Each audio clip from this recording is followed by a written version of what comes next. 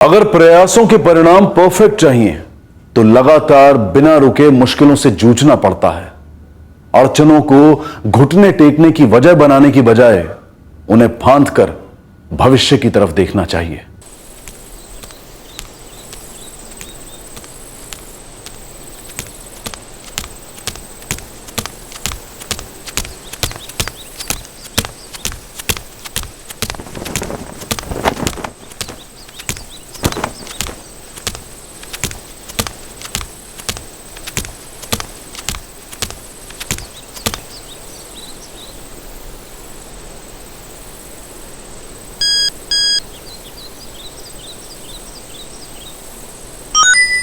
तैयार हो जा।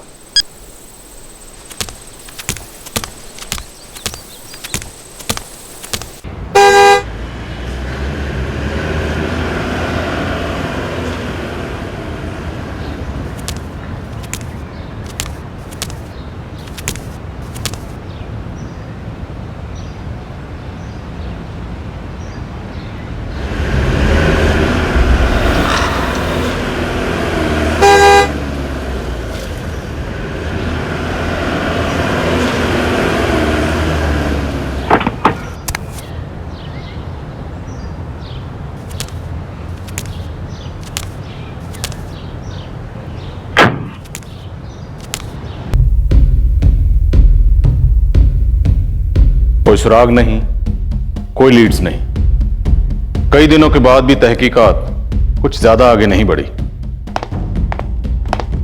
यह मर्डर केस महज एक फाइल बनने जा रहा था। अनसुलझे केसेस के ढेर में एक और फाइल। अनसुलझे केसेस क्या होते हैं? वो केसेस जो इंतजार कर रहे हैं किसी ब्रेक थ्रू का। पर अनसुलझे केसेस क्लोज नहीं हो सकते। क्रिमिनल केस तभी क्लोज होता है जब अदालत अपना फैसला सुनाती है और विक्टिम को इंसाफ मिलता है। सर, क्राइम सीन पे कोई क्लू नहीं, इन्वेस्टिगेशन का कोई फॉरवर्ड मूवमेंट भी नहीं, मतलब परफेक्ट क्राइम। मैंने ऐसा नहीं कहा। इनफैक्ट इन्वेस्टिगेशन एक हथियार है परफेक्ट क्राइम के भ्रम को तोड़ने का। परफेक्ट क्राइम होता ही नहीं है। हर क्रिमिनल कोई ना कोई ऐसी गलती जरूर करता है जो उसे पकड़वाती है। इन्वेस्टिगेशन का सबसे बड़ा इम्तिहान होता है उस एक लूप होल को ढूंढना।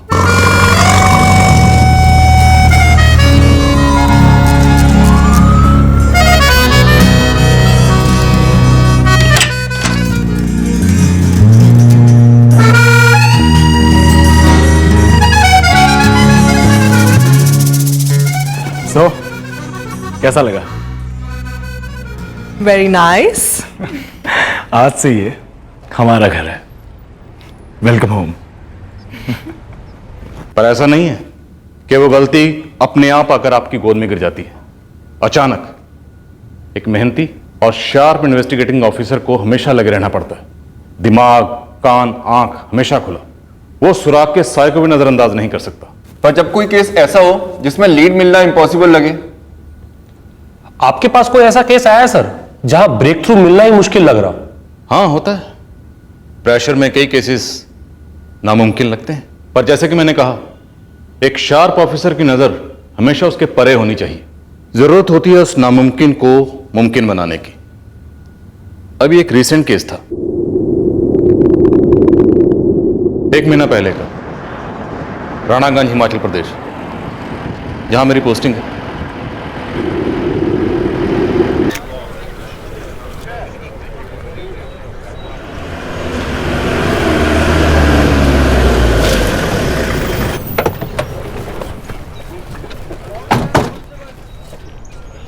हटिए आप लोग, हटिए हटिए मैडम, हटिए।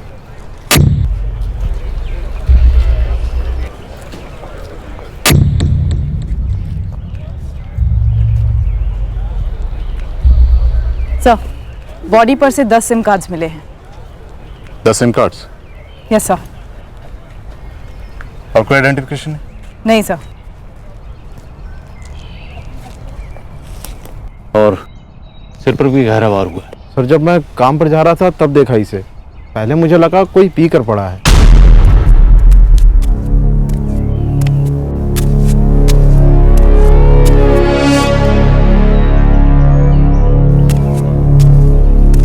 ये यहीं राणागंज का रहने वाला? नहीं सर, हमारे राणागंज का तो नहीं लगता है। आप में से कोई जानता है इसे? आप लोगों से? सर वैसे रानागंज में काफी टूरिस्ट होम स्टे वाले घर हैं। कई टूरिस्ट वहाँ पे बतौर पीजी रहते हैं। 2 इंजीनियरिंग कॉलेजेस भी हैं और कई प्राइवेट स्टूडेंट्स हॉस्टल भी हैं रानागंज में। ये लड़का कॉलेज वाली उम्र का ही लगता है। से बहुत जोर से वार हुआ है। अबे हम यहाँ क्यों रुके हैं? क्या जगह है ये? इसकी जेब से हमें 10 सिम कार्ड्स मिले, यानी कि 10 अलग आइडेंटिटीज। लेकिन फिलहाल हमारे पास एक भी ऐसी आइडेंटिटी नहीं।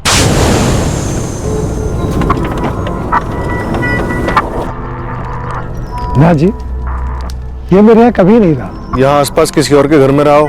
मैंने तो इससे पहले इसे कभी भी नहीं देखा।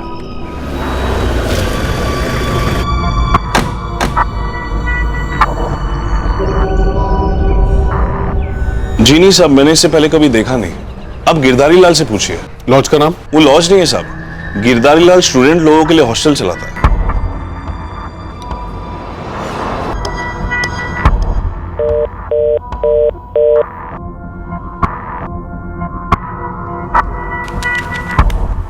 कुछ मिला?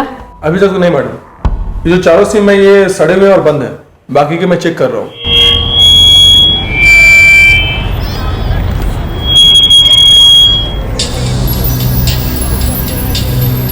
नहीं साहब, ये लड़का हमारे हॉस्टल में नहीं रहता है और ना ही कभी रहा था। कहीं और गिरधारी लाल? पता नहीं साहब, इस लड़के को तो मैंने इस इलाके में भी कभी नहीं देखा। आप दोनों कॉलेजों में पता कर लीजिए, हो सकता है आपको वहां से कुछ जानकारी मिल जाए।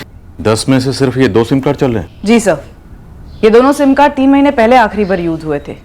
मैंने फोन कंपनी से डिटेल्स मंगाई हैं। देखते हैं फोन रिकॉर्ड से क्या पता चलता है। इस विक्टिम के बारे में कुछ तो पता चले।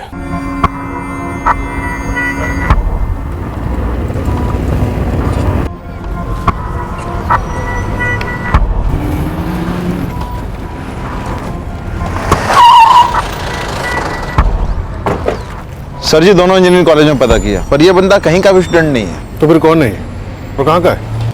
बाहर का हो सकता है, शायद यहां से गुजर रहा होगा और मार डाला गया, या फिर यहाँ लाया गया होगा मारने के लिए। लोकल तो नहीं लगता। हाँ सर, मतलब शिमला, कांगड़ा, डलहौजी और धर्मशाला हर जगह इसके फोटोग्राफ्स भेजे गए सारी डिटेल्स के साथ, लेकिन कहीं कोई ऐसी मिसिंग कंप्लेन दर्ज ही नहीं हुई है। आसपास के सारे इंजीनियरिंग कॉलेजेस को भी स्कैन किया पर कुछ नहीं मिला। तो इस वक्त हमारे हाथ में 10 सिम कार्ड है जो विक्टिम की जेब से बरामद हुआ। इनमें से 8 बंद हैं और 2 एक्टिव हैं।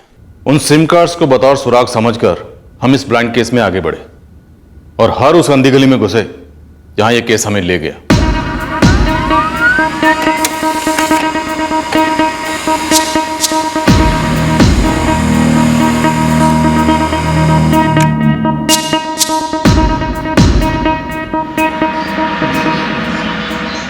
तीन महीनों से कोई भी एक्टिविटी नहीं है और दोनों नंबर्स के रिकॉर्ड्स ब्लैंक हैं। हाँ सर, न कॉल्स किए गए हैं न रिसीव किए गए हैं, पर इन दोनों नंबर्स के नाम मिल गए हैं। अब हमारे पास 2 नाम हैं काम करने के लिए। विकास गुप्ता, अमन सिंह, दोनों बठिंडा के रेजिडेंट्स। और इन लोगों के लास्ट 3 महीने के फोन रिकॉर्ड्स एकदम ब्लैंक है। सर, एक मिसलीड हो सकता है हमें गुमराह करने के लिए। सुजाता, मिसलीड भी लीड ही होता है और इस वक्त हमारे हाथ में यह है तो इसी की जांच करते हैं। तुम दोनों बठिंडा जाओ, जरा पता करो ये अमन और विकास 3 महीने से इतने खामोश क्यों। सर,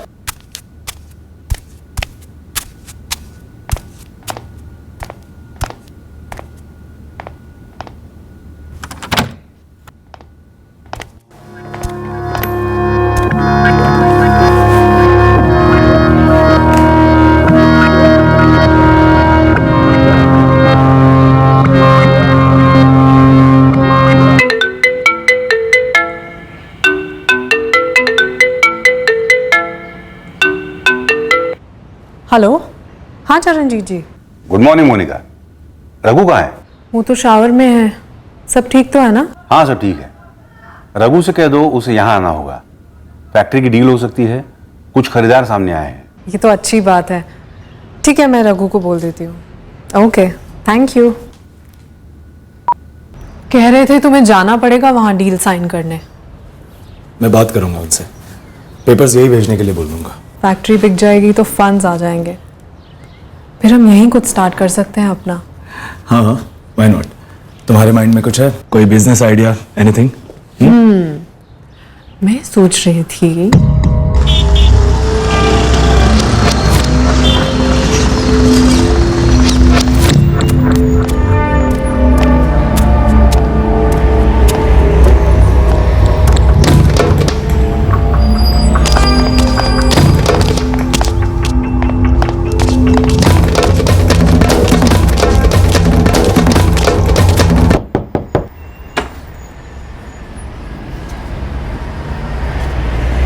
जी विकास गुप्ता? जी हाँ, मैं ही हूँ विकास गुप्ता।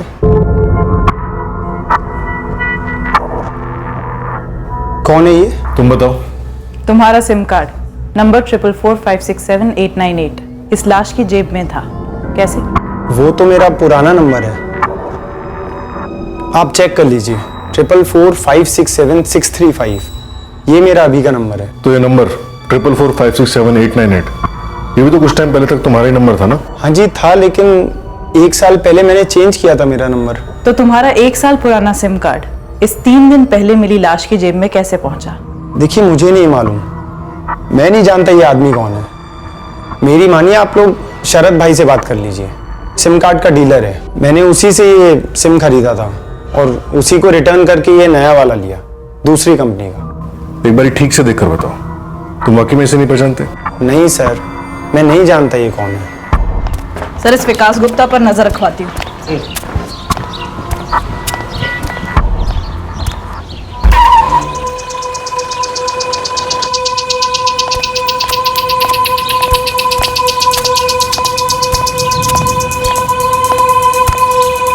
लगता है दूसरा बंदा अमन सिंह भी वही जवाब देगा जो उस विकास गुप्ता ने दिया था। वही जवाब का क्या मतलब मैडम?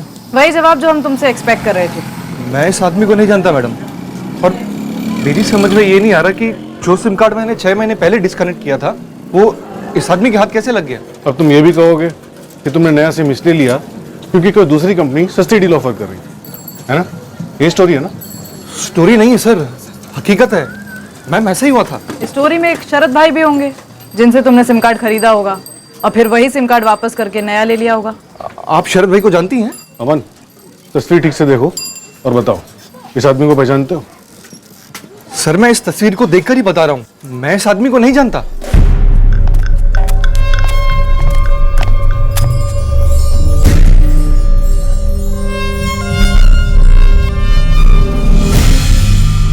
तो जाता ये जो विक्टिम है हमारा, कुछ अजीब नहीं है इसके बारे में? सर, ये विकास गुप्ता और अमन सिंह कह रहे हैं कि इसे जानते नहीं, लेकिन जब इन्होंने फोटो देखा तो इनके एक्सप्रेशंस, मुझे लगता है ये दोनों सच नहीं बोल रहे हैं। इस आदमी का सच कुछ पेचीदा लग रहा है मुझे, कुछ तो माजरा है। कौन है ये सर? ये एक मरा हुआ बंदा है शरद, जिसकी जेब में से हमें 10 सिम कार्ड बरामद हुए, जिसमें से 2 सिम कार्ड इसी मोहल्ले में रहने वाले लड़कों के, अमन सिंह और विकास गुप्ता, जिन्होंने तुमसे ये सिम कार्ड लिए, तुम्हें वापस लौटाए और उसके बाद नए सिम कार्ड लिए। अब तुम मुझे ये बताओ शरद, तुम्हें एक्टिवेट करने के लिए मुझे लॉकअप में तुम्हें कितना तोड़ना पड़ेगा? मेरी समझ में बिल्कुल नहीं आ रहा ये कैसे हुआ सर, कसम खाता हूँ मैं इस बंदे को नहीं जानता। अमन और विकास ने तुम्हें सिम कार्ड लौटाए तो तुम्हारे हाथ से ये इसकी जेब में कैसे पहुंच गए? सिम कार्ड कोई खुले पैसे तो होते नहीं है। सर गलती हो गई, मतलब हो सकता है कि मैंने किसी को, जो आप बोल रहे हैं अमन और विकास, इनके नाम पर सिम दिला दिया हो। गलती? किसी और के नाम पर किसी और को सिम देना गलती नहीं होती है शरद, क्राइम होता है, क्राइम। मानता हूँ सर, लेकिन मेरे ज़्यादातर कस्टमर ऐसे ही कॉलेज के यंग लड़के और लड़कियाँ होते हैं जो आए दिन अपना मोबाइल नंबर और सर्विस प्रोवाइडर बदलते रहते हैं। कोई भी मोबाइल कंपनी सस्ती स्कीम निकालती है, ज़्यादा डाटा देती है, तो वो तुरंत चेंज कर देते हैं। मैं भी उनको तुरंत दे देता हूँ। तुरंत दे देते हो? किसी और का सरेंडर किया हुआ सिम बिना किसी डॉक्यूमेंट के? सर, इसको लॉकअप ले चलते हैं, कूटते हैं साले को, सब उगल देगा। नहीं नहीं मैडम, इसके आगे मुझे कुछ भी नहीं पता लाशवास के बारे में। मैं अपने बच्चों की कसम खा के कहता हूँ, मैं ये दुकान 6 साल से चला रहा हूँ सर, किसी से भी पूछ लो, मैंने कभी भी वैसा कोई क्रिमिनल वाला काम नहीं किया है। सर अगर मुझे इस बारे में कुछ भी पता होता तो क्यों छुपाता, वैसे ही बता देता ना। हमारे पास तो ऐसे किसी बंदे की मिसिंग रिपोर्ट नहीं है शमशेर जी। जो 10 में से 2 एक्टिव सिम हमें इस लाश पर से मिले, वो दोनों ही भटिंडे के 2 लड़कों के हैं। देखिए, आप और मैं दोनों बहुत अच्छे से जानते हैं कि किस तरह फर्जी कागजात वाले मोबाइल नंबर कांड करने के लिए इस्तेमाल में लाए जाते हैं, और फिर हम लोग कभी कभी उन लोगों की तलाश में होते हैं जिनका केस से दूर दूर तक कोई वास्ता ही नहीं होता। हम मानते हैं शमशेर जी, लेकिन हमारे हाथ में एक मर्डर केस है और ये ब्लाइंड केस हमें आपके शहर तक लेकर आया है। अब आप लोग यहाँ तक पहुंचे ही हैं तो मैं भी कोशिश करता हूँ ये पता करने की कि ये जो बंदा है ये भटिंडे का है भी या नहीं।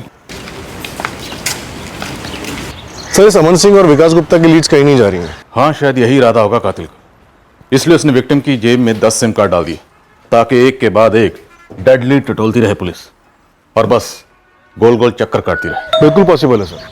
फिर भी मैंने अमन और विकास के इलाके के पुलिस स्टेशन में जाके पूछताछ की, ऐसे किसी भी बंदे की कोई भी मिसिंग कंप्लेंट नहीं है। बंदा मिसिंग होगा पर मिसिंग कंप्लेंट दर्ज नहीं की गई होगी। शायद घर वाले अभी उसके लौटने का इंतजार कर रहे हैं, या शायद घर वाले जानते नहीं है कि बंदा मिसिंग है, या शायद जानते हैं कि मिसिंग है पर कंप्लेंट नहीं करना चाहते। आपको पता ही नहीं कि कहानी की शुरुआत कहां से हुई, आपको पता ही नहीं कि ये आदमी क्यों मारा गया, आपको पता ही नहीं कि इस कहानी की बड़ी कहानी क्या है। पुलिस इन्वेस्टिगेशन भी किसी दूसरी जॉब की तरह ही होती है। इसमें भी फ्रस्ट्रेशन हो सकती है, मायूसी हो सकती है, पर इन्वेस्टिगेटिंग ऑफिसर को अपना फोकस और पेशेंस पकड़ के रखना पड़ता है। तहकीकात तभी कंप्लीट होती है जब कहानी का पूरी तरह से खुलासा होता है।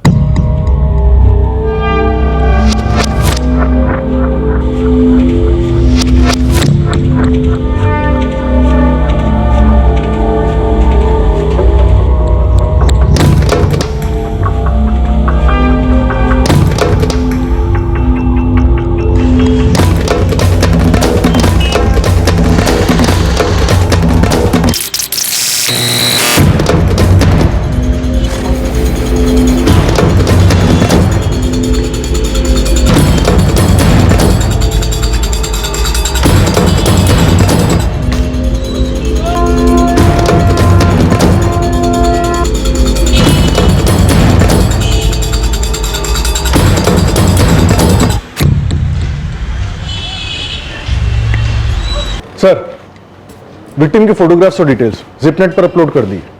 अगर भटिंडा से कोई रिस्पांस नहीं आता है तो हम बाकी जगहों पर तफ्तीश शुरू कर सकते हैं। ललित, जल्दी पता लगाना होगा ये लाश किसकी है। 1 हफ्ता गुजर चुका है, शायद हमें बॉडी को क्रीमेट करना पड़े। कोई इन्फॉर्मेशन तो हाथ लगे, ये बंदा कौन था, क्यों मारा गया और किसके हाथों मारा गया। सर, विक्टिम के फोटोग्राफ्स और डिटेल्स जिपनेट पर अपलोड कर दी। अगर भटिंडा से कोई रिस्पांस नहीं आता है तो हम बाकी जगहों पर तफ्तीश शुरू कर सकते हैं। ललित, जल्दी पता लगाना होगा ये लाश किसकी है। 1 हफ्ता गुजर चुका है, शायद हमें बॉडी को क्रीमेट करना पड़े। कोई इन्फॉर्मेशन तो हाथ लगे, ये बंदा कौन था, क्यों मारा गया और किसके हाथों मारा गया। Sir,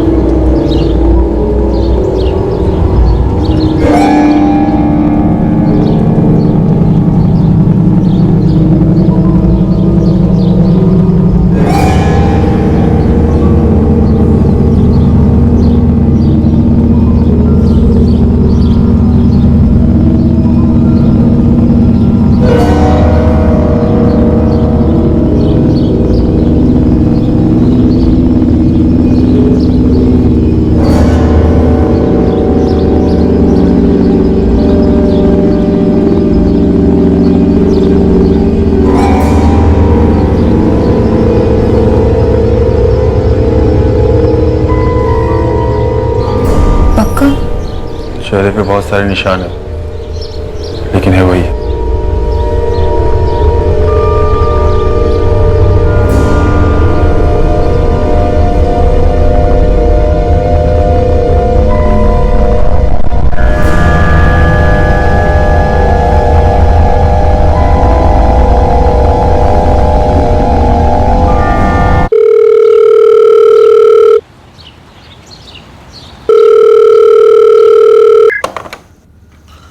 राणगढ़ police station, PSI Lalit Nahar बोल रहा हूँ।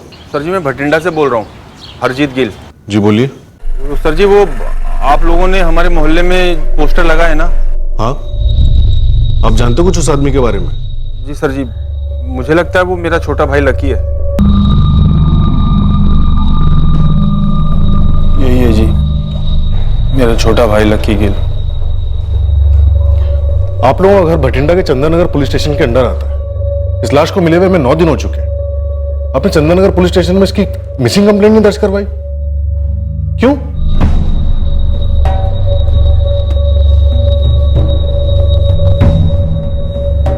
लकी वैसे काफी अनलकी मालूम होता है। वो अपने घर से कहीं जाने के लिए निकलता है और वहां पहुंचता नहीं, और आप लोगों को कोई खबर ही नहीं। वो इतने दिनों से गायब है और आप लोगों ने उसकी मिसिंग कंप्लेंट तक नहीं लिखवाई। फोन नंबर क्या है लकी का?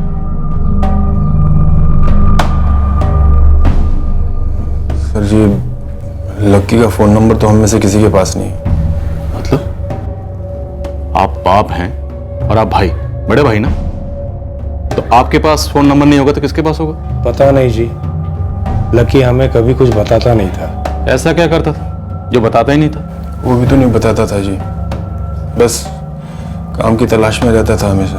और जब भी उससे पूछते कहाँ जा रहा है तो कहता कि काम ढूंढने जा रहा हूँ। अब कहाँ चल दिया पुत्र? जी बाहर जाते वक्त मत टोका करो, बोला ना आपको। लेकिन जा कहाँ रहा है बोलता क्यों नहीं? हर बारी आप यही पूछते हो और हर बारी मेरा जवाब वही होता है, काम ढूंढने जा रहा हूँ पापा जी, इस बार शायद मिल जाए कुछ। पर तेरा काम है कहाँ? शिमला। खुश जाऊँ अभी?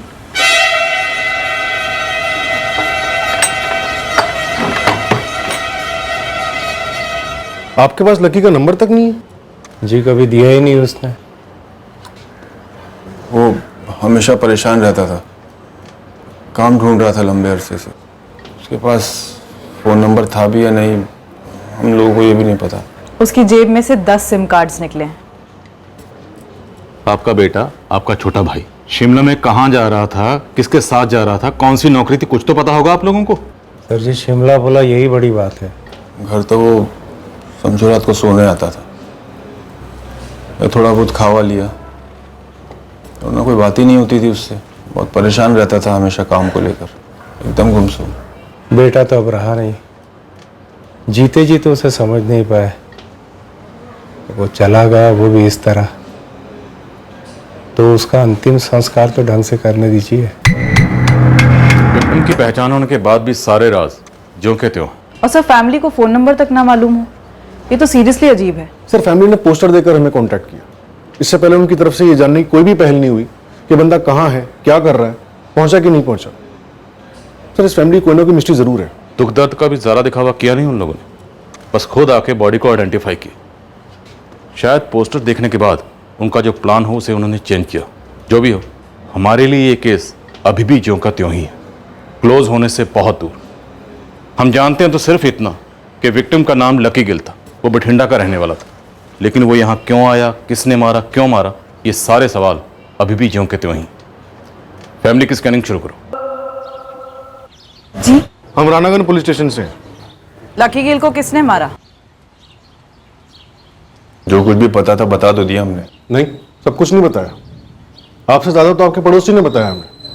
बता रहे थे काफी बदनाम था आपका लड़का, गलत काम करता था। करता होगा शायद, पर हमें कभी बताया नहीं, ना हमें पता था उसके लाइन के बारे में। आप माँ हैं उसकी, कुछ बोलेंगी नहीं? लकी को कभी कुछ बोल ही नहीं पाए। वो सुनता कहाँ था, ना कुछ बोलता था।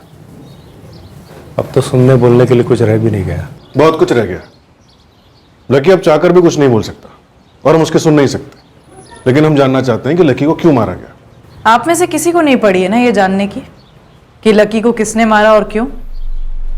इंसाफ नहीं चाहिए आप लोगों को? मैडम हम खुद सामने आए ना उसकी पहचान करने के लिए, लाश भी क्लेम की, हो गया सब कुछ।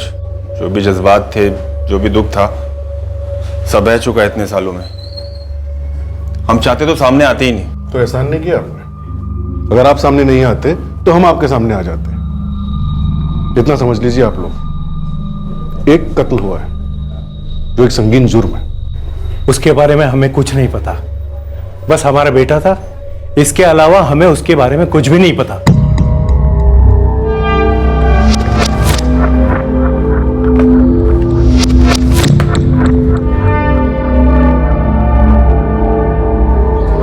कुछ गड़बड़ है सर इस घर में, वरना भटिंडा के एक बेरोजगार नौजवान को कोई हमारी जुरिस्डिक्शन में लाकर जान से क्यों मारेगा? कुछ और है इस केस में। एक मिनट, ये सिम कार्ड वाला अमन सिंह हमें घूर रहा है।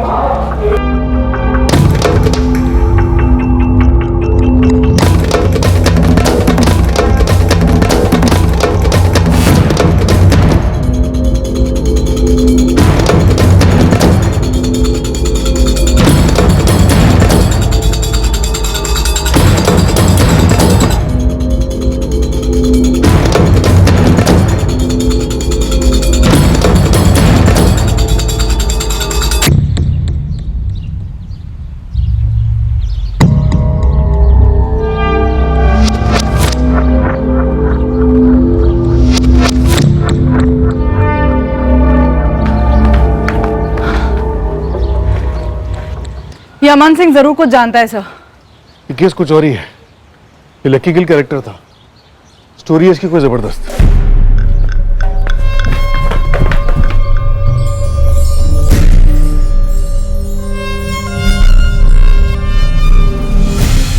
बोलो साहब, क्या नहीं?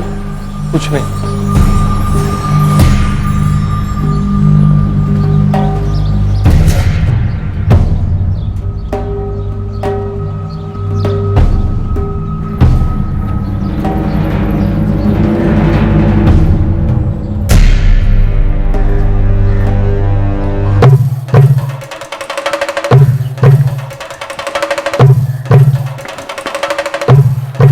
तुझे तो पहले ही तोड़ना चाहिए था।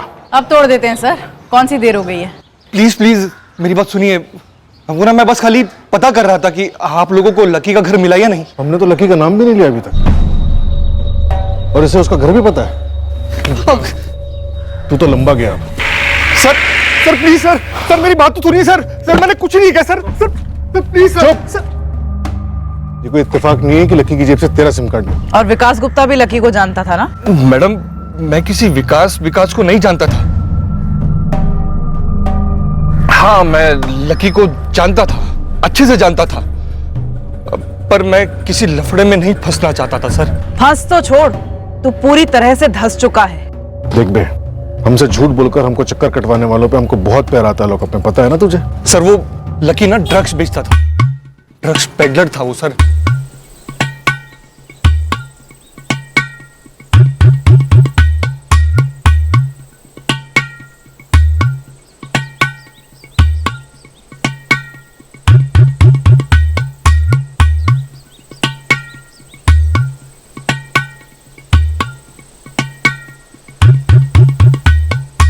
बड़ी महंगी लत है सर ये। मैं भी लकी से ड्रग्स लेता था, पर सर जब मेरे पास पैसे नहीं होते थे ना, तो मैं लकी का छोटा मोटा काम कर देता था। ड्रग्स बेचता था? जी, और पेमेंट मेरी पूड़ियों में होती थी सर। लकी को किसने मारा? ये सब नहीं पता मैडम मुझे। और वैसे भी सर मेरी लकी से पिछले 2 महीने में कोई भी बातचीत नहीं हुई है।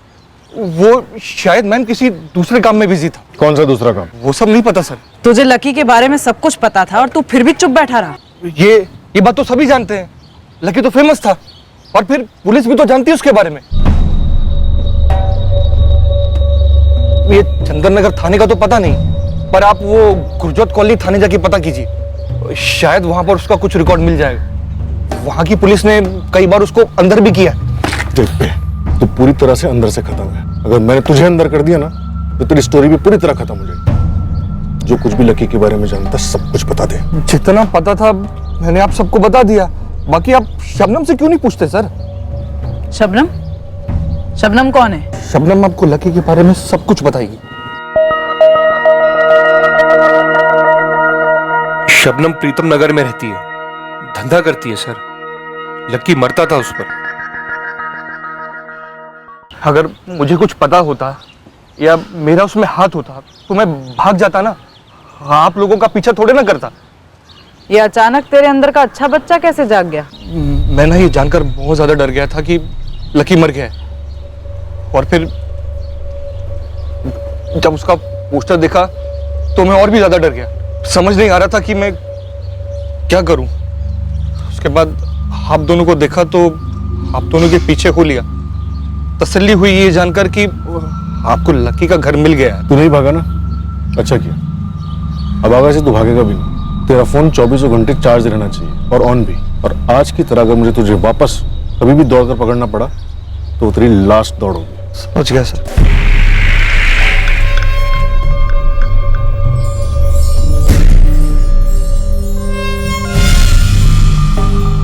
सुजाता, मैं गुरजोत कॉलोनी पुलिस स्टेशन जा रहा हूँ, तुम इस शबनम कैरेक्टर से मिलो। जी सर। केस खुल रहा है सुजाता। अब इस लकी की स्टोरी का दूसरा अध्याय शुरू हो रहा है।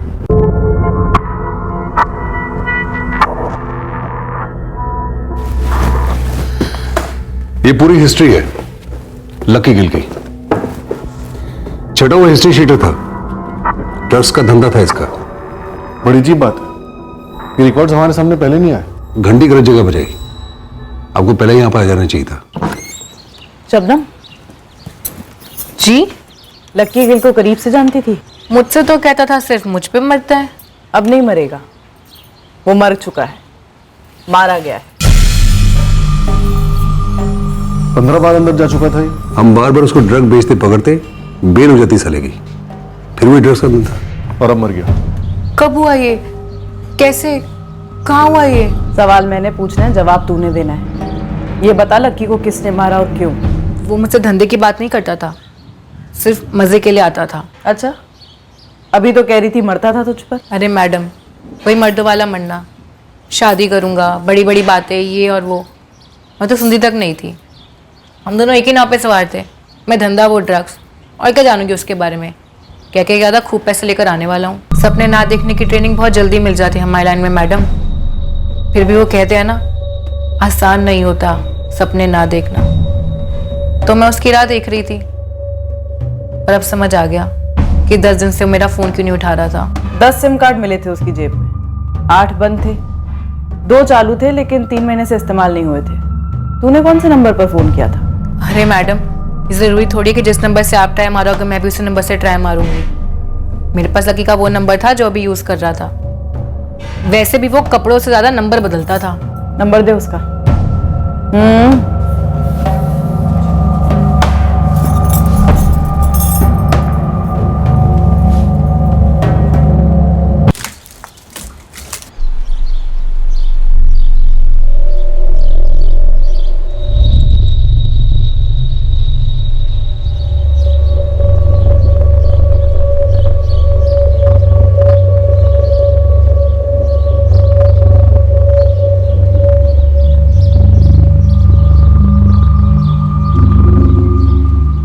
ये लकी गिल का क्रिमिनल बैकग्राउंड इस मर्डर मिस्ट्री को और भी गहरा कर रहा है। और मुझे ऐसा क्यों लग रहा है कि इस मिस्ट्री में कोई और भी हिस्ट्री छुपी, ड्रग से भी बड़ी। सर, लकी के करंट नंबर के कॉल रिकॉर्ड आते ही इस कहानी के और भी पन्ने खुलेंगे। देखते हैं कहाँ ले जाते हैं पन्ने। एक ड्रग्स बेचने वाला हिस्ट्री शीटर, आखिर ऐसा कौन सा बड़ा हाथ मारने वाला था?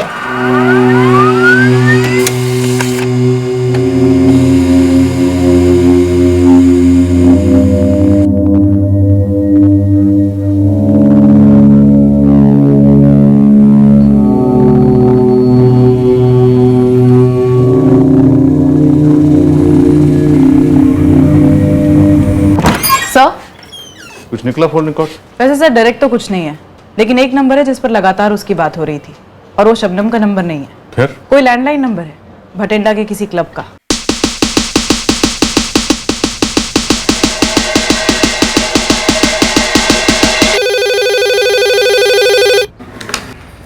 हेलो, जेके रिक्रिएशन क्लब। लकी गिल का नाम सुना है? आप? पुलिस। जी सुना तो है। इस क्लब से हमें कोई ऐसी लीड मिल सकती है जो हमें उसके कातिल तक पहुंचे।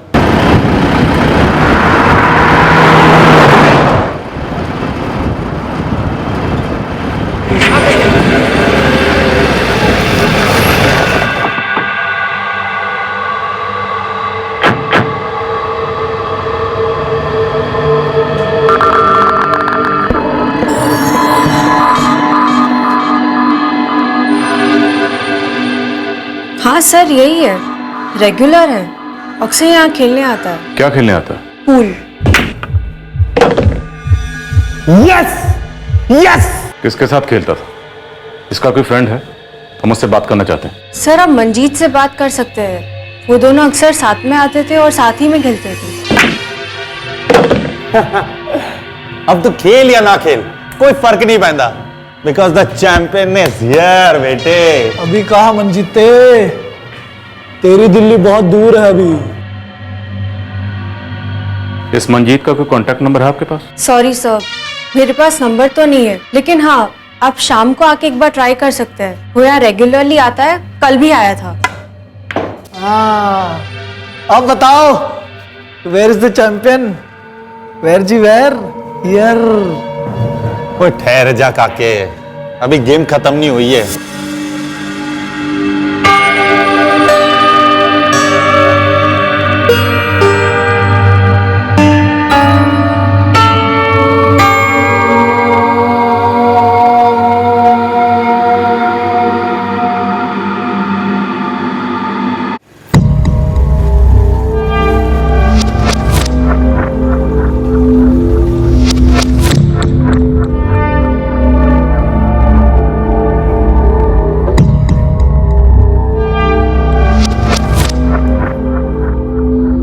हाय। Hello sir.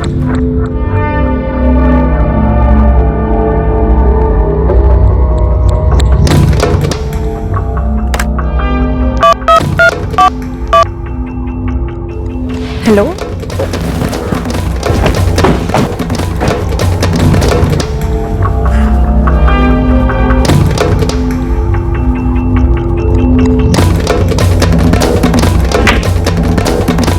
अरे यार, कौन हो भाई?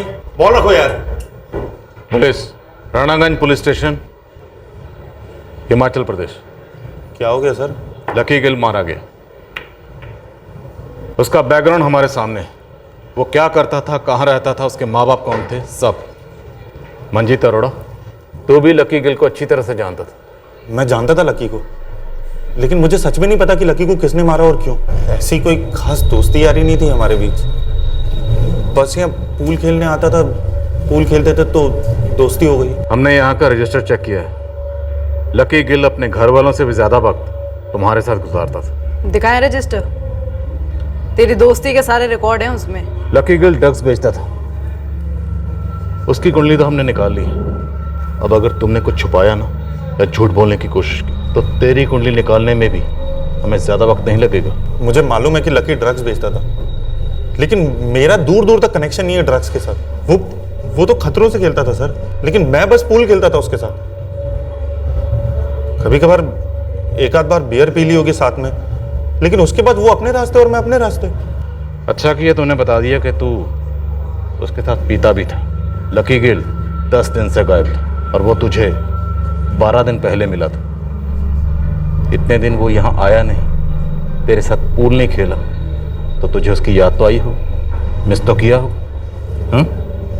लकी गिल को कांटेक्ट करने की कोशिश तो की होगी ना तूने? कहाँ सर? सर लकी अपनी मर्जी का मालिक था। वो जो भी करता अपनी मर्जी से करता था। मुझे मालूम है कि 12 दिन पहले मेरी उससे बात हुई थी और उसके बाद नहीं हुई, पर जैसा मैंने आपको बताया हमारी कोई ऐसी दोस्ती यारी तो थी नहीं कि मैं उसको फोन वोन करूं पूछने के लिए कि कहाँ गया। सर मुझे कहाँ ले जा रहे हैं सर? सर मैंने कुछ किया ही नहीं है सर।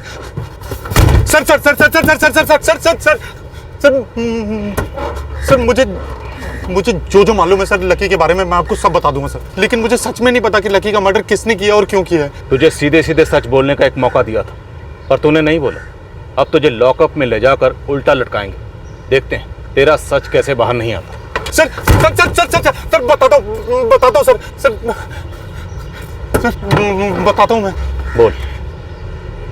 लकी ड्रग्स बेचता था और ये सबको पता है, मगर कुछ टाइम पहले लकी ने मुझे कुछ ऐसी बात बताई, अब वो पता नहीं वो सच थी या झूठ, मगर जो लकी ने कहा ना सर वो सुन के मैं डर गया। क्या बात है लकी, बड़े दिनों से तू ही पिला रहा है। बहुत पैसे आ गए हैं क्या? एक बार भी डच के लिए नहीं पूछा?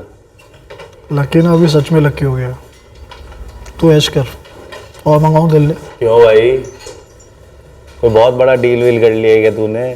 डील वील तो हुई है, ड्रग्स वग्स बेचने की नहीं। उससे जो आता है ना, उससे सिर्फ हाथ का मैल साफ होता है। अब की बार जो हाथ लगाया ना बहुत दूर ले जाएगा मुझे। क्या बे, बता ना क्या किया तूने? उस हफ्ते के पहले दारू का पैसा हम दोनों बराबर बांटते थे, आधा आधा, मगर उस हफ्ते में तो लकी मानो एकदम दिलदार हो गया था। आगे बोल मंजीत, क्या बताया था लकी ने तुझे? लकी ने उसने एक बहुत बड़ा कांड किया था। कांड? मर्डर।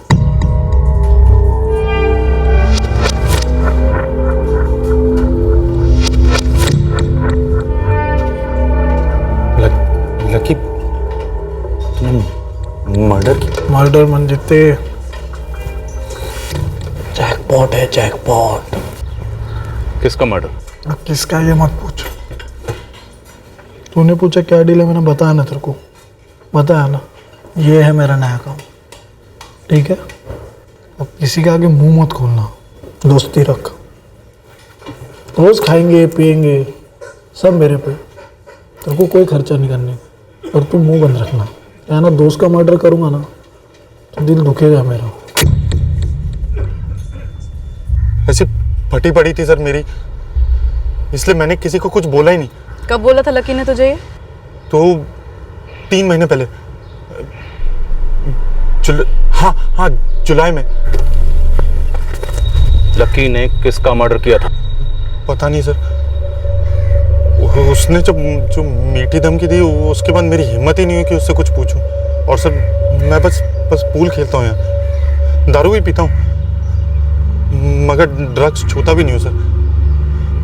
और जैसे ही मैंने लकी का पोस्टर देखा सर, मेरी सर सोचा जाकर बोल दूं, मगर पता चला पीछे से मुझे कोई कुछ कर दे तो। कोई और था जो उसके साथ काम करता था? उसकी कोई गैंग थी? किसके लिए ड्रग्स बेचता था लकी? अपने बिजनेस के बारे में ना लकी ने कुछ बोला और ना मैंने कुछ पूछा उससे। तूने लकी का पोस्टर देखा तो चुप रहा। तू हमारे पास नहीं है, फिर भी हम तुझ तक पहुंच गए। अब अगर भागने की कोशिश करेगा तो तेरा वो हाल करेंगे कि तेरा पोस्टर भी नहीं छपेगा। मैं कहाँ जाऊंगा सर, यहीं मिलूंगा। और अपना फोन ऑन रखना। हाँ सर।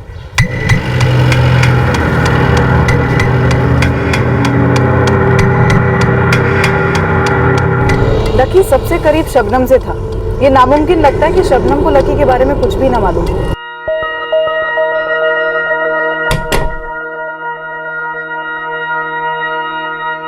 ये मंजीत अरोड़ा शायद और भी बहुत कुछ जानता है जो उसने अभी हमें बताया नहीं।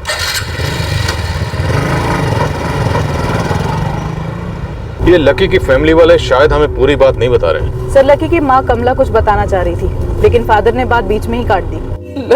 लकी को कभी कुछ बोल ही नहीं पाए। सुजाता उनसे अकेले में बात कर। लकी गिल ड्रग पैडलर था। मंजीत अरोड़ा जिस मर्डर की बात कर रहा था, कहीं उस मर्डर का ताल्लुक लकी गिल के मर्डर से तो नहीं? समय थाने में लकी की सिर्फ यही एक फाइल है। सब इंस्पेक्टर नागर इसको चेक कर चुके। लकी पर मर्डर चार्ज कभी लगा ही नहीं। सागर तुम्हारा खबरी भरोसेमंद तो है ना? जी सर, भटिंडा का पुराना चावल है। जब मैं शिमला में था तो 2-3 इंपॉर्टेंट केस में इसने बहुत मेहनत से काम किया था। ठीक है, उसे इस क्लब वाले मंजीत अरोड़ा के पीछे लगा दो। और मुझे इस लकी गिल की पूरी इंफॉर्मेशन चाहिए। कौन से गिरोह के लिए ड्रग्स बेचता था, कितना बड़ा सिंडिकेट था, सब कुछ। ठीक है सर, मैं खबरी को इस काम पे लगा देता हूँ। इस फाइल में लकी के और कोई रिकॉर्ड्स नहीं है? मेरा मतलब बठिंडा के दूसरे पुलिस स्टेशन के? नहीं है सर, अगर होते तो इस फाइल में जरूर होते। सर मैं एक काम करता हूँ, मैं एक टीम लगाता हूँ इन सारे ड्रग पेडलिंग गैंग्स के पीछे। ये गैंग्स अपने अपने इलाकों को लेकर बहुत सख्त हैं। लकी ने अगर किसी और के इलाके में माल बेचा होगा तो गैंग वार में शायद मारा गया होगा। मारा तो हमारे इलाके में गया, और मुझे वो बंदा चाहिए जिसने मेरे इलाके में ये मर्डर किया।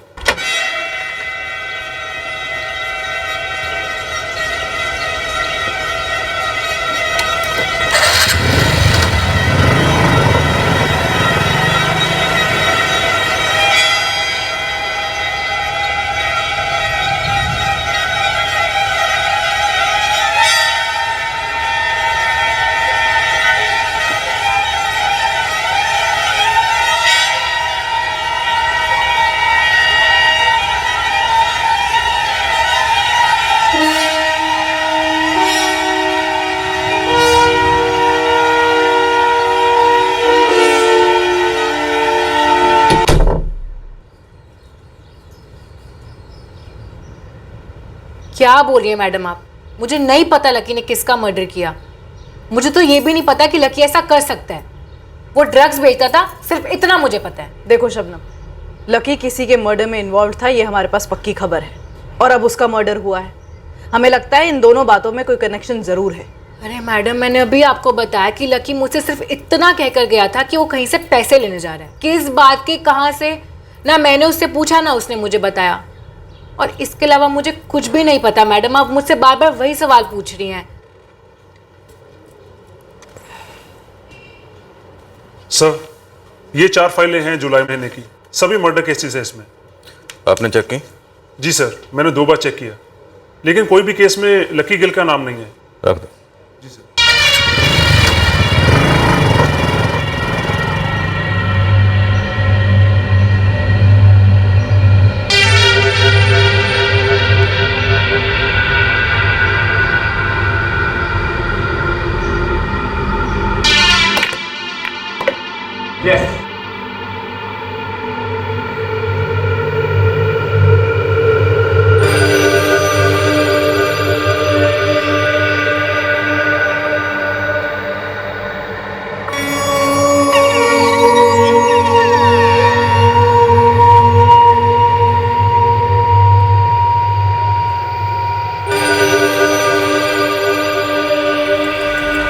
2 पत्ता गोभी। लौकी कैसे दिए? 1 ये भी दे दो। कमला जी, आपके बेटे लकी ने किसको मारा था? मेरे बेटे ने किसी को नहीं मारा है। आपको पता है लकी शिमला किसी काम से नहीं गया था, पैसे लेने गया था। किससे? वो आप बताइए। आपका बेटा मरा है, हमारे जुरिस्डिक्शन में उसकी लाश मिली है, हम उसके गुनहगारों को पकड़ना चाहते हैं। आप तो उसकी माँ हैं, आपको फिक्र ही नहीं है कि उसके गुनहगारों को पकड़ा जाए या नहीं।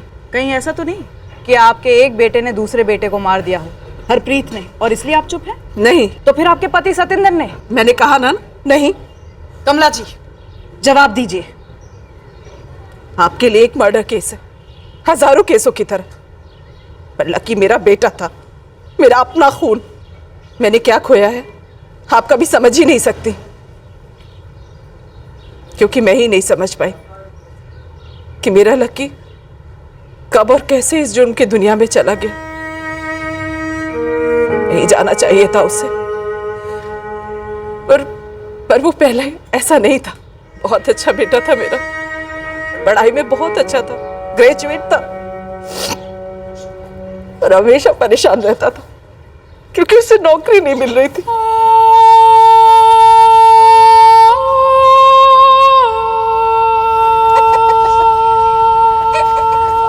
लकी आ गया तू? कैसा रहा इंटरव्यू पुत्र? अरे बोल ना, कैसा रहा इंटरव्यू? मेरी आंखों के सामने उसे मायूसी के अंधेरे में धंसते हुए देखा मैंने। हम लोग कभी समझ ही नहीं पाए कि लकी को उस मायूसी से कैसे बाहर निकालें।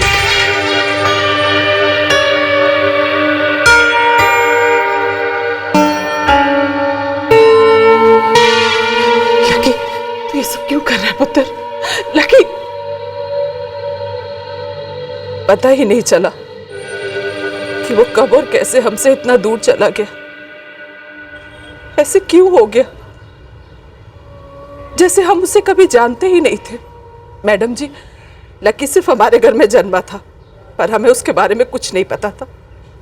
हम आपसे क्या छुपाएंगे, हमसे खुद ही छुपा हुआ था। वो खोया रहता था मेरा बेटा, पहले मायूसी फिर जुर्म की दुनिया में।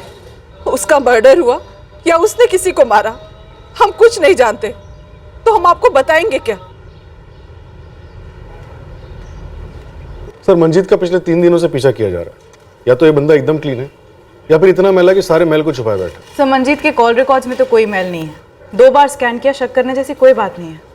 हो सकता है मंजीत झूठ बोल रहा हो कि लकी ने कोई मर्डर किया है। बठिंडा में जुलाई में जितने भी कत्ल हुए सबकी फाइलें मैंने खंगाली, किसी भी फाइल में लकी के नाम का कोई जिक्र नहीं। सर, हो सकता है केस फाइल में उसका जिक्र ना हो, पर शायद कोई इनडायरेक्ट कनेक्शन हो। ललित, जितने भी मर्डर सस्पेक्ट थे सबकी क्वेश्चनिंग की, रिजल्ट 0। और बठिंडा के जितने भी ड्रग गैंग थे सबसे पूछताछ की, कड़ी पूछताछ, फिर भी रिजल्ट 0। कहीं से भी लकी गिल के मर्डर या दुश्मनी का कोई एंगल नहीं बन रहा। सर, हो सकता है लकी पैसे लेने गया हो, पैसे लिए हों और लौट रहा हो, और किसी ऐसे आदमी ने उसे मार दिया हो जो उसे जानता तक नहीं था। शायद इसलिए हमें लीड नहीं मिल रही। मान लेते हैं कि रैंडम किलिंग थी, फिर भी मारने वाले की कोई ना कोई हिस्ट्री जरूर रही होगी। मैंने इलाके के सारे हिस्ट्री शीटर से पूछताछ की, जो रिटायर हो चुके हैं उनसे भी, लेकिन रिजल्ट 0। लकी गिल एक क्रिमिनल था जो हमारे एरिया में मारा गया, कहीं से कोई लीड नहीं, कोई सुराग नहीं। तो क्या इस केस को अनसुलझा केस मान लें? हमारे एरिया का मर्डर केस अनसॉल्व्ड। एक इन्वेस्टिगेटिंग ऑफिसर ये कभी नहीं चाहेगा कि उसकी टेबल पर एक अनसॉल्व्ड केस की फाइल पड़ी रहे। केस चाहे कोई भी हो, कैसा भी हो, पर मन में एक बात रह जाती है कि हमने परफेक्ट क्राइम होने दिए। फिर उस केस में आपने क्या किया? आप तो डेड एंड पर थे, फिर कौन सा नया एंगल सोचा आपने? मर्डर वाला एंगल। लॉजिक ये था कि लकी मर्डर केस में हमें कोई लीड नहीं मिल रही थी। अब अगर लकी ने जो मर्डर किया हो उसमें हमें कोई लीड मिलती है तो हमारे प्रिंसिपल केस में भी लीड मिलती है। तो अब हम निकल पड़े उस मर्डर केस की तलाश में जो शायद लकी ने किया हो और जो हमारे ही केस की तरह अनसॉल्व्ड हो। क्या कोई ऐसा मर्डर केस हो सकता है जो हमारे इस केस की तरह अभी तक अनसॉल्व्ड हो? लकी गिल ने मंजीत अरोड़ा को जुलाई में बताया था कि उसने एक मर्डर किया, तो हो सकता है जून या जुलाई का कोई ऐसा मर्डर हो जिसमें लकी गिल शामिल तो था और उसका नाम कभी सामने नहीं है। मतलब कि एक अनसॉल्व्ड केस फाइल।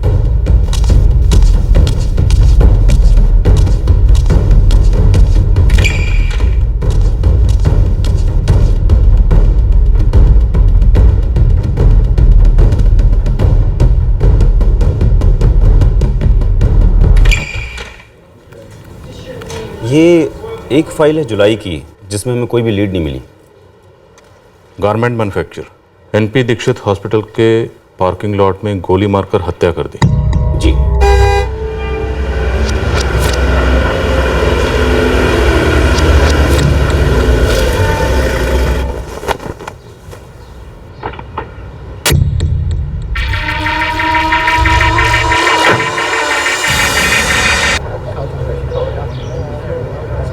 तीन राउंड गोलियां चली और तुम्हें आवाज तक नहीं आई? सर जी ये पीछे की साइड है, मैं वहाँ एंट्रेंस में सामने की तरफ रहता हूँ। सर ड्राइविंग लाइसेंस मिला है, उमेश शर्मा नाम है। सर जी ये साहब जी रोज आ रहे थे कुछ समय से, इनका कोई एडमिट था आईसीयू में।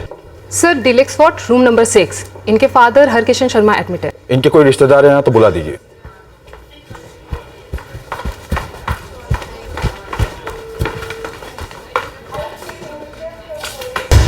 सर जल्दी नीचे चलिए, पार्किंग में कुछ हो गया है। क्या हुआ है?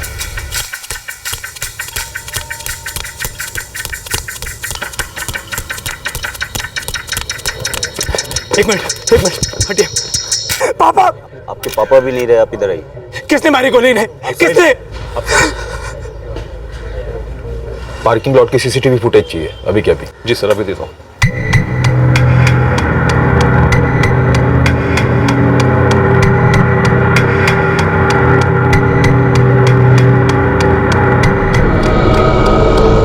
इसीलिए ये केस हम लोग सॉल्व नहीं कर पाए, और इस सीसीटीवी फुटेज के अलावा हमारे पास कोई और लीड थी नहीं। पार्किंग लॉट में एक भी आई विटनेस नहीं था। हमने सारे हिस्ट्री शीटर से पूछताछ की पर कोई भी इस नकाबपोश कातिल को पहचान नहीं पाया। शायद ये बंदा जानता था कि हॉस्पिटल प्रीमाइसेस में सीसीटीवी लगा हुआ, इसलिए इसने अपना चेहरा ढक रखा होगा। जी। और इसे ये भी मालूम होगा कि विक्टिम उमेश शर्मा अस्पताल आएंगे अपने बीमार पिता से मिलने के लिए। उमेश के पिता जो आईसीयू में एडमिट थे वो भी गुजर गए। जी, उमेश शर्मा के कत्ल के 2 हफ्ते बाद।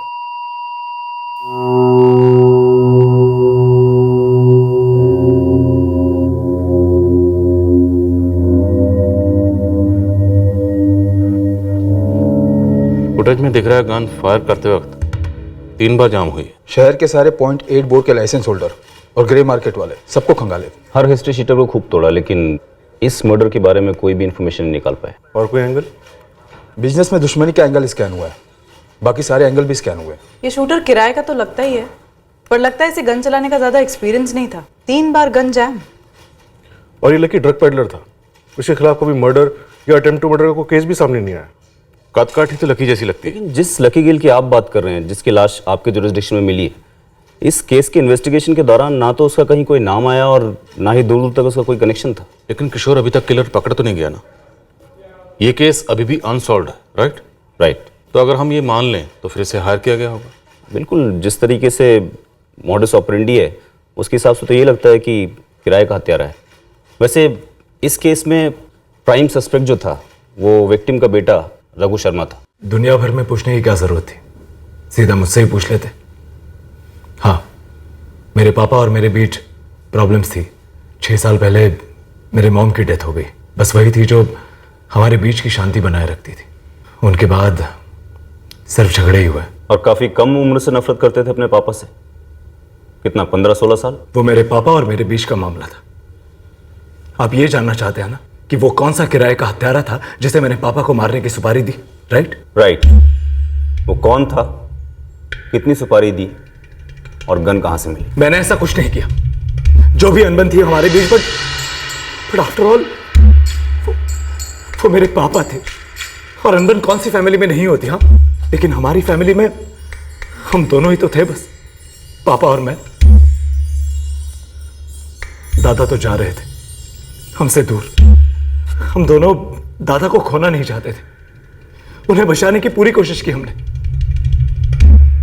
प्यार था हमारे बीच। जी आप सही कह रहे हैं इंस्पेक्टर, काफी खफा थे उमेश जी रघु से। देखिए, आप फैमिली लॉयर हैं, आप बता सकते हैं क्या ये रघु उमेश जी का कत्ल करवा सकता है? ये तो मैं नहीं बता सकता, लेकिन ये बात सच है तो मुझे शौक भी नहीं लगेगा। और अगर ऐसा ही हुआ है तो इस बात का पता तो आप ही लगा सकते हैं। लेकिन इस अनबन की वजह क्या थी? इतने गुस्सा क्यों थे उमेश जी रघु से? लाइफस्टाइल, ये रघु के सारे तौर तरीके, फिजूल खर्च। हाँ, मैंने इंस्ट्रक्शंस दिए कि मेरी परमिशन के बिना तुम्हें कोई कैश नहीं दिया जाएगा, आज से, अभी से। पर क्यों पापा, इसकी क्या जरूरत है? कारण पूछने की हिम्मत रखते हो रघु? मेहनत से कमाए हुए पैसे जब कोई दूसरा अय्याशी में उड़ा देता है तो दर्द कमाने वाले को होता है। मैं कोई दूसरा हूं? और कौन सी अय्याशी पापा? आज अगर दोस्तों के साथ एंजॉय नहीं करूंगा तो कब करूंगा? नशा और जुआ एंजॉय नहीं होता है रघु। रघु देखो, उम्मी जी सही कह रहे हैं, नशा और पापा और मेरी बात हो रही है पर्सनल, आप ना ही पड़े बीच में। तमीज रघु, मेरा फैसला पक्का है। तुम काम करना शुरू करो, अपनी जिम्मेदारियों को समझो। पापा आपको क्या मिल रहा है मेरी इस तरह से इंसल्ट करके, मुझे बेसिक जरूरतों के लिए मोहताज करके? फिजूल खर्च जरूरत नहीं होती है रघु, और अगर इंसल्ट हो रही है ना तो वो मेरी हो रही है, मेरी मेहनत की हो रही है, मेरे काम की हो रही है, मेरे नाम की हो रही है। तुमने शराब पीकर गाड़ी चलाई, खंबे में ठोक दी गाड़ी, कोई बड़ा केस हो जाता तो क्या होता? शुक्र मनाओ कोई मरवर नहीं गया, वरना क्या हश्र होता तुम्हारा। मैं तुम्हें इस तरह अपनी जिंदगी बर्बाद करता हुआ नहीं देख सकता, और ना ही तुम्हारी वजह से किसी और की जिंदगी बर्बाद होने दे सकता हूं। उनके बीच की अनबन कभी खत्म ही नहीं हुई, बल्कि और बढ़ गई जब रघु ने शादी कर ली मोनिका से। जब आपका जवाब ना ही होता तो आपसे पूछो ना पूछो क्या फर्क पड़ता है? शादी मजाक नहीं होता है रघु। कौन है ये लड़की? बैकग्राउंड क्या है इसका? प्यार करती है मुझसे, मैं भी प्यार करता हूं उससे, और मैं जानता था कि आप उसे एक्सेप्ट नहीं करेंगे, इसलिए हमने फैसला कर लिया। पहले शादी कर ली, फिर आपके सामने आ गए। ठीक है, तुम बालिग हो, एक बड़ा फैसला लिया है तुमने, अब अपनी जिम्मेदारी निभाओ। जाओ अपनी पत्नी के साथ, बनाओ अपनी जिंदगी, अपना घर। जाओ। आप मुझे इस घर से निकाल रहे हैं? ना, तुम्हें इस घर के काबिल बना रहा हूं। जाओ मेहनत करो, साबित करो कि तुम ये घर, मेरा बिजनेस, इस खानदान को ढंग से हैंडल करने के काबिल हो। तब शायद शायद तुम्हें मुझसे कुछ मिल सके। हाँ, पापा ने अपनी सारी प्रॉपर्टी, पैसा ट्रस्ट में देने की बात की थी, और ये सब तो आपको एडवोकेट चरणजीत से पता चल ही गया होगा। लेकिन जो आप नहीं जानते हैं वो ये कि पापा और मेरे बीच सुलह हो चुकी थी। उन्होंने मेरी बीवी मोनिका, उसे भी एक्सेप्ट कर लिया था, सब कुछ सही चल रहा था। फिर पापा को मार डाला गया, दादा भी चल बसे, और मैं यहां पर बैठकर यह साबित करने की कोशिश कर रहा हूं कि मैंने अपने पापा को नहीं मारा। हमें रघु शर्मा के खिलाफ कुछ नहीं मिला। रघु के कॉल रिकॉर्ड में भी किसी पेशेवर हत्यारे से कोई कनेक्शन नहीं था। अमीर आदमी है, 2-3 फोन रख सकता है। हमने हर एंगल से टटोला था, सब कुछ चेक किया था, वरना ये फाइल अनसॉल्व केसेस के ढेर में क्यों होती? किशोर, तो फिर उमेश शर्मा का कत्ल किसने किया? फिलहाल तो हम ब्लैंक हैं, लेकिन अगर आप कह रहे हैं कि आपके केस का विक्टिम लकी गिल मेरे केस का हत्यारा है, तो फिर इस केस में एक नया एंगल खुलता है, क्योंकि उस वक्त तो रघु शर्मा और लकी गिल के बीच में कोई कनेक्शन सामने आया ही नहीं था। अब सिर्फ लकी और रघु का ही नहीं, बल्कि उस पूल क्लब वाले मंजीत और रघु का कनेक्शन भी हो सकता है, जिसने कहा था कि लकी ने कोई मर्डर किया था। ये भी तो हो सकता है कि ये मंजीत झूठ बोल रहा हो, या फिर लकी ने जिस इंसान का कत्ल किया है वो कोई और हो, ये ना हो। सर, बॉडी स्ट्रक्चर लकी से मिलता है, लेकिन चेहरा ढके होने की वजह से कुछ श्योरली नहीं कह सकते। देखो, इस वक्त हमारे सामने दो रास्ते हैं। अगर ये बंदा लकी गिल नहीं है तो फिर हमें उल्टे कदम चल के सारे नक्शे फिर से बनाने होंगे, और अगर ये बंदा लकी गिल है तो अब हमारे सामने एक नहीं 2 मर्डर केस, एक लकी गिल का और दूसरा इस उमेश शर्मा का। सर, मैं इस लकी गिल और रघु शर्मा दोनों के फोन रिकॉर्ड्स को एक बार फिर बारीकी से स्कैन करता हूँ। मैं मंजीत को क्वेश्चन करती हूँ, राउंड द क्लॉक नजर रखी हमने उस पर। मैं जरा इस रघु शर्मा से बात करता हूँ। इस टेलीफोन नंबर पर ये सेवा बंद कर दी गई है। रघु शर्मा के खिलाफ हमारे हाथ कुछ ठोस लगा नहीं, इसलिए क्वेश्चनिंग के लिए उसको हमने दोबारा बुलाया नहीं। रघु शर्मा ने शायद अपना नंबर चेंज कर लिया है, आपके पास उसका नया नंबर है? जी, रघु तो शायद अब्रॉड है, लेकिन हमारे पास उसके फैमिली लॉयर चरणजीत खोसला का नंबर है। अब प्लीज मुझे उस लॉयर चरणजीत का नंबर अभी भेज दीजिए। अब लक्की ने सच में मर्डर किया है या मुझे गोली दे रहा था, ये मैं आपको कैसे बता सकता हूँ, लेकिन उसने बोला जरूर था कि उसने मर्डर किया है। लकी गिल को तुम्हारे सामने लाकर खड़ा कर दूंगी तो पहचान लोगे? क्या मैडम? हाँ या ना? हाँ, पहचान लूंगा, इतने समय से जानता हूँ, साथ में पूल खेला है, दारू भी तो पी है। ये शायद लकी है, क्योंकि मैंने इसको ना ऐसा जैकेट पहने हुए देखा था। चल चैंप, दिखा ऐसा स्ट्राइक। एनपी दीक्षित हॉस्पिटल के पार्किंग लॉट में 14 जुलाई को रघु शर्मा के फादर उमेश शर्मा का मर्डर हुआ। ये वहां के सीसीटीवी फुटेज से लिया है। मतलब लकी ने इस उमेश शर्मा को जानते थे उमेश शर्मा को तुम? मैं कैसे जानता था उन्हें? रघु शर्मा से मिले थे? क्या बात कर रहे हो मैडम? मैं कैसे मिल सकता हूँ इन्हें? मैंने तो ये दोनों नाम भी पहली बार ही सुना है।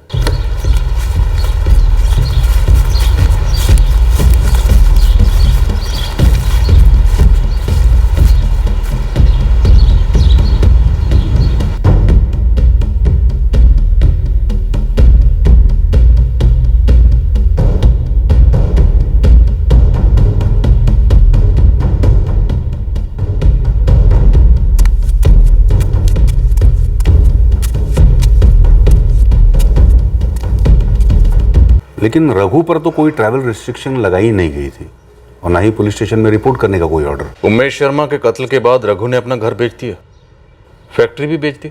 हाँ, क्योंकि रघु को फैमिली बिजनेस में कोई इंटरेस्ट था ही नहीं। वो तो पहले से ही एब्रोड जाके सेटल होना चाहता था। ये जो प्लान था फैक्ट्री और घर बेचने का, ये मर्डर करवाने के पहले बनाया गया या पहले मर्डर करवाया गया बाद में ये प्लान बनाया गया? इंस्पेक्टर साहब प्लीज, आप एक वकील से बात कर रहे हैं। मैंने अपने क्लाइंट की सारी डिटेल आपको दी है और 100% आपके साथ कोऑपरेट किया है। फिर आप एक क्रिमिनल सस्पेक्ट की तरह मुझसे बात कैसे कर सकते हैं?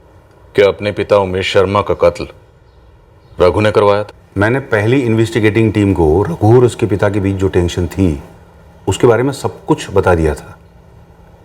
अब जब उन्हें उसके खिलाफ कुछ नहीं मिला तो मैं क्या नया बता सकता हूँ आपको? रघु का सिंगापुर का एड्रेस और फोन नंबर? हाँ, अभी ले लीजिए। रघु को इस बारे में इन्फॉर्म मत कीजिएगा कि हम एक ऐसे केस की तहकीकात कर रहे हैं जिसका ताल्लुक उसके पिता के मर्डर से हो सकता है।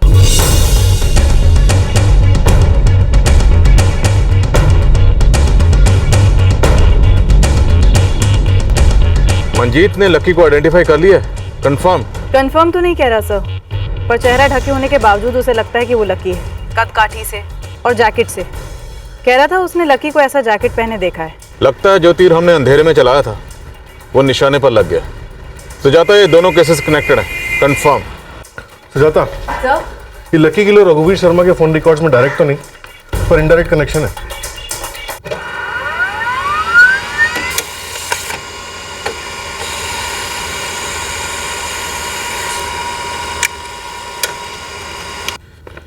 सर, ये 3 महीने के रिकॉर्ड्स हैं। इसमें 2 नंबर ऐसे हैं जो रघुवीर शर्मा की लिस्ट में भी हैं और वही 2 नंबर्स लकी गिल की लिस्ट में भी हैं। वीरेंद्र पूनिया और दलजीत राणा, ये दोनों नाम सुने सुने से लगते हैं सर। वीरेंद्र पूनिया और दलजीत राणा। हाँ सर, याद आया।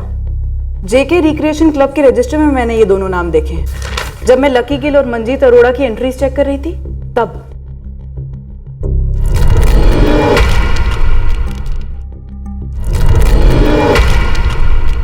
हाँ सर, वहीं देखे मैंने ये दोनों नाम। हो सकता है मंजीत अरोड़ा ने हमें पूरा सच ना बताया। मंजीत अरोड़ा, मुझे तुम्हारा वो पूल टेबल वाला गेम तो नहीं खेलना आता, लेकिन इस लॉकअप में इस टेबल पर हम भी एक गेम खेलते हैं। तुम्हारी वो पूल स्टिक से नहीं बल्कि इस डंडे से। अब ये तुम पर डिपेंड करता है कि ये डंडा तुम कहां खाओगे।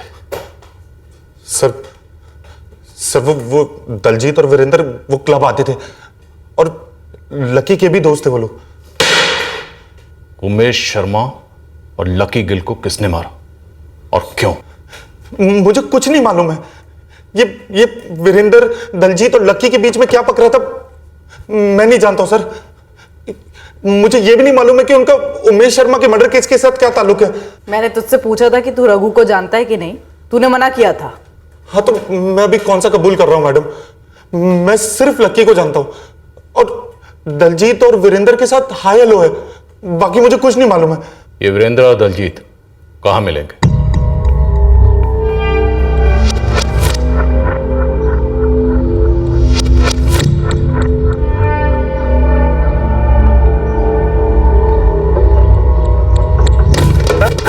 अब तो मजा आने वाला है। क्यों? अच्छा, अच्छा जी, अगर मैंने नहीं जीते ना तो नाम बदल देना। अच्छा, हाँ जी, तो आ जाओ भाई फिर मैदान में। फिर देखते हैं ना।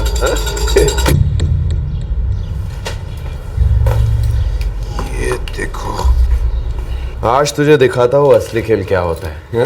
देखते हैं। एक सेट हमारे साथ भी खेल लो और साथ में 2 बातें भी कर लेंगे। जी?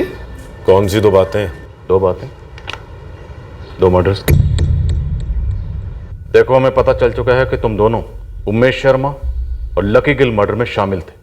अब फटाफट अपने आप सब कुछ बोलोगे या धीरे धीरे तड़पा तड़पा के बुलवाओ?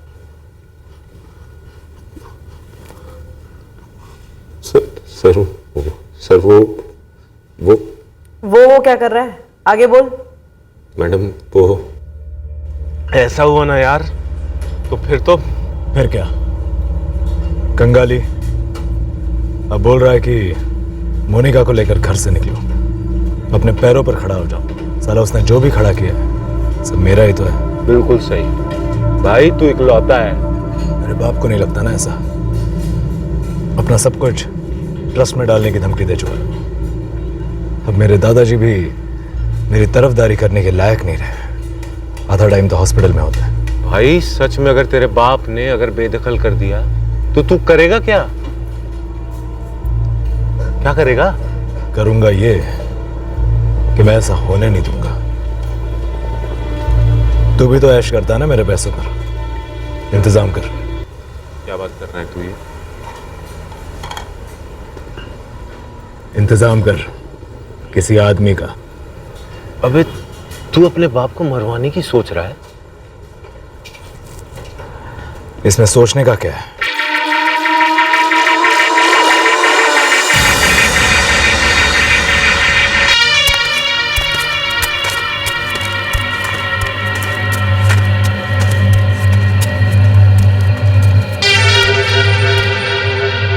दलजीत को तो तू जानता ही है रघु, ये हमारा फ्रेंड लक्की है। ये करेगा? कितनी सुपारियां उठाई है आज तक? ये पहली होगी। अगर पैसे तगड़े दोगे तो उठा लूंगा। 4 लाख दूंगा। एनपी दीक्षित हॉस्पिटल की पार्किंग में काम करना होगा। मेरे दादा वहां एडमिट है। पापा उन्हें देखने रोज आते हैं। वहां की सारी कोऑर्डिनेशन मैं करूंगा। हॉस्पिटल में सीसीटीवी कैमरा होता है? गमछा भी तो होता है फेस कवर करने के लिए। लेकिन मारेंगे कैसे? गन से। मैं दूंगा। गोली चली तो आवाज भी तो होगी। गन पे कपड़ा भी तो डाल सकते हैं, आवाज दबा सकते हैं। गन कहां से खरीदी? खरीदा नहीं सर, रघु के घर पर ही था, उसके पापा का। लाइसेंस भी है उसका। क्या? ये कैसे हो सकता है? हमने सारे लाइसेंस गन चेक किए थे। रघु के एक साथीदार ने कबूल किया है कि पिस्टल रघु घर से लेकर आया था, उसके फादर की लाइसेंस पिस्टल। सर, ये रही हमारी रिपोर्ट। उमेश शर्मा की भी गन चेक हुई थी, पर उनकी गन 0.9 बोर की थी और उन्हें जो गोलियां मारी गई वो 0.8 बोर की। 0.9 की गन के लिए 0.8 के कार्ट्रिजेस वही खरीद के लाया था सर। इसलिए फायरिंग करते वक्त गन इतनी जाम हुई थी। और रघु बड़ी चालाकी से हॉस्पिटल में पहले ही मौजूद था। वो लकी से और तुम दोनों से कोऑर्डिनेट कैसे कर रहा था? वो उसको पता था उसके पापा फैक्ट्री से घर और फिर शाम को उसके दद्दू को देखने हॉस्पिटल जाएंगे। वो सब देख रहा था। कहां से देख रहा था? हॉस्पिटल से? हाँ जी सर। रघु ने अपने घर की सीसीटीवी अपने टैबलेट से कनेक्ट करके रखी थी।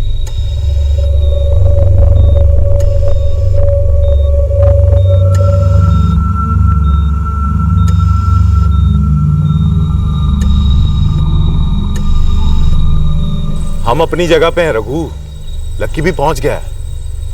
भाई गाड़ी पे नजर रखना।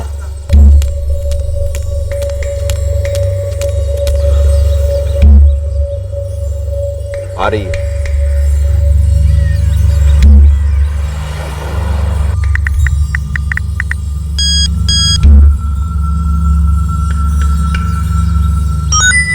तैयार हो जा। और लकी गिल, उसे क्यों मारा? क्योंकि वो मुंह खोल देता? वो मुंह खोलने की धमकी दे रहा था। ये 2 लाख है, बाकी 2 भी जल्दी दे दो। ऐसे बाकी 2 से काम नहीं चलेगा। मतलब? यार ये ना कभी आपने ना उस दलजीत ने ना वीरू ने बताया कि आप आपके बाप का रास्ता साफ करके करोड़ों पे ऐश करने वाले हो। तेरा उससे कोई मतलब नहीं है लकी। 4 की बात हुई थी, तुझे 4 मिलेंगे। बाजार में खबरी भी तो मिलेंगे पुलिस के।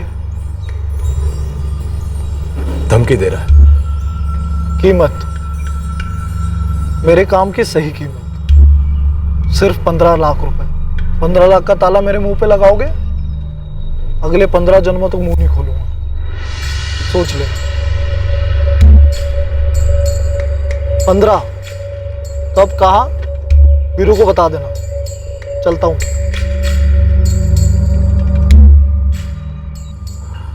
इस लकी को बोल दे सौदा यहां नहीं, बाहर होगा।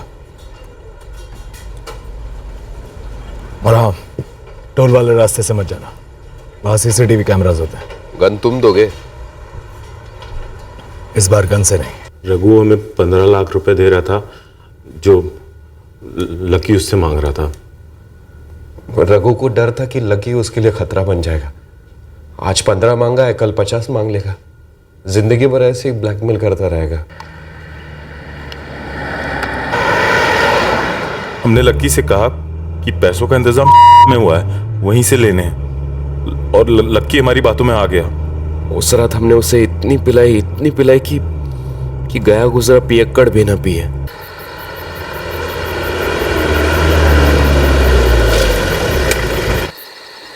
ये सही जगह है।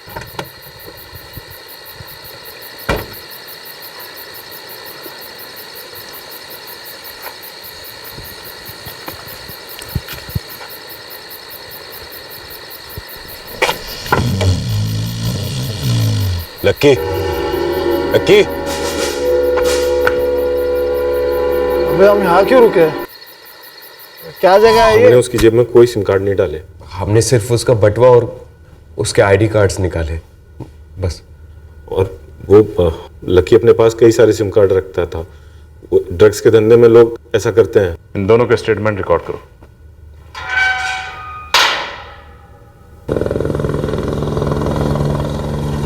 मैं समझा नहीं, आप कहना क्या चाहते हैं? यही रघु शर्मा कि तुम्हें विदेश जाने से रोका नहीं गया, तो इसका मतलब यह नहीं कि तुम बच चुके हो। ओह, फिर वही पुरानी बात। पुरानी बातें बहुत पुरानी हो चुकी हैं रघु शर्मा। आज की ताज़ा खबर यह है कि वीरेंद्र पुनिया और दलजीत राणा दोनों ने अपने जुर्म कबूल कर लिए और बयान रिकॉर्ड करवा दिए। अब तुम्हारे पास चॉइस यही है कि तुम खुद यहाँ की सरेंडर कर दो, वरना तुम्हारे गले में रस्सी डालकर सिंगापुर से घसीट कर लाएंगे। तुम्हारे बैंक अकाउंट्स, क्रेडिट कार्ड्स सब फ्रीज हो जाएंगे। ज्यादा सोचो मत रघु शर्मा, आ जाओ।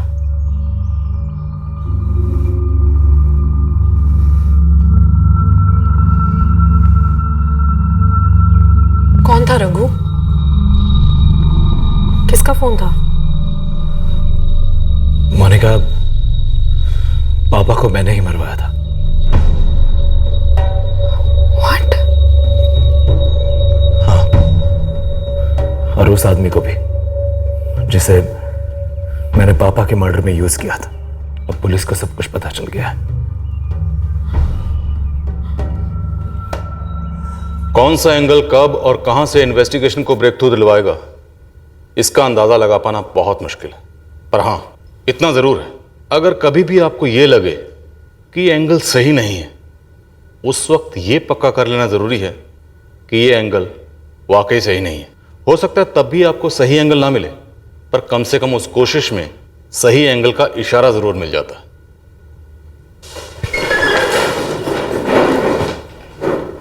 Perfect crime is a myth, जो तहकीकात में हमारी अपनी खामियों और गलतियों की वजह से होती है।